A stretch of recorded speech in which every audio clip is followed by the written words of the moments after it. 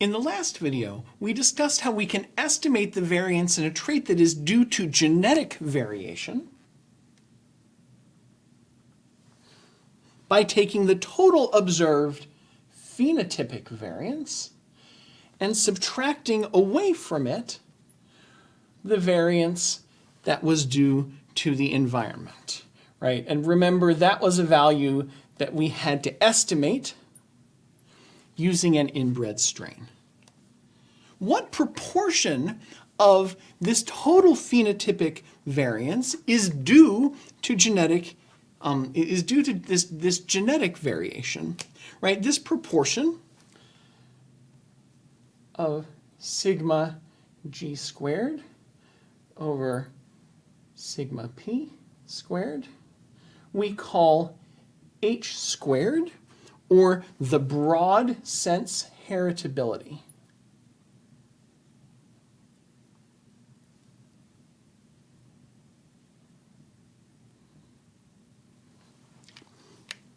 Right, so again, this is the proportion of all of the observed variance in a trait, right, in the phenotype that is due to changes in genes, right, changes in genetics, variation between genotypes.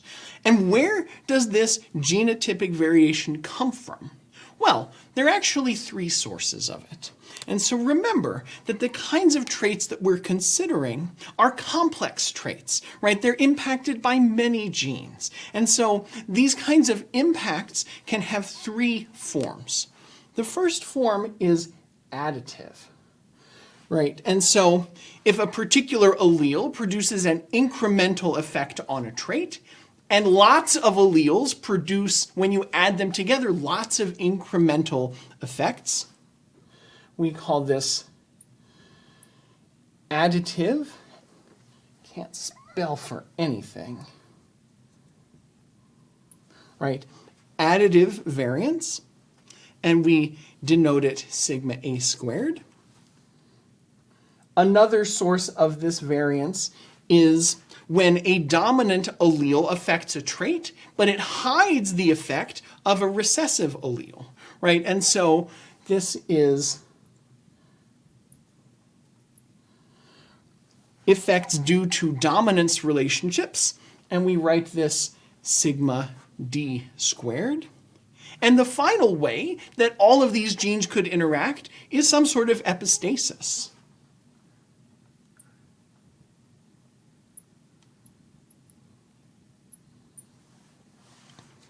Right, where there are interactions between different alleles at different loci that impact a trait.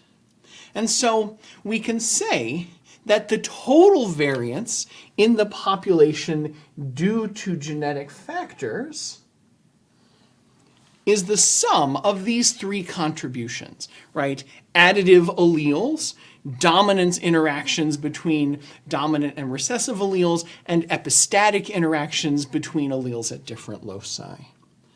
Remember, though, that this is a population-wide phenomenon.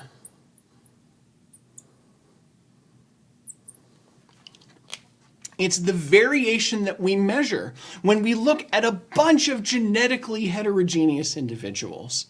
And that's not generally what we think of when we hear the word heritable, right?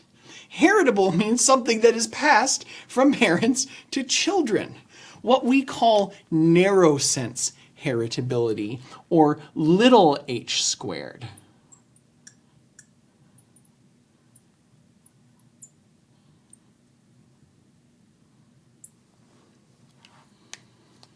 And here's a subtle but an important point. These dominance relationships aren't passed from parents to children. They're just a fact of the genetics of that particular trait. These epistasis relationships, they're not passed from parents to children. An organism with certain alleles is simply going to have those epistatic relationships. What are passed from parents to children?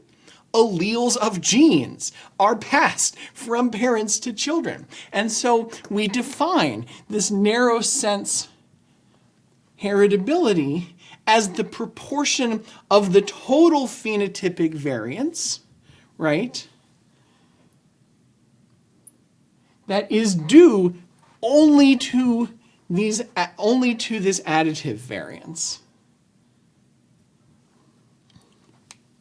And while at first glance it might seem like it would be impossible to fish this out of the total genotypic variance, it turns out that we do have a statistical tool which can allow us to measure it directly, and it's called correlation. And that's our next topic.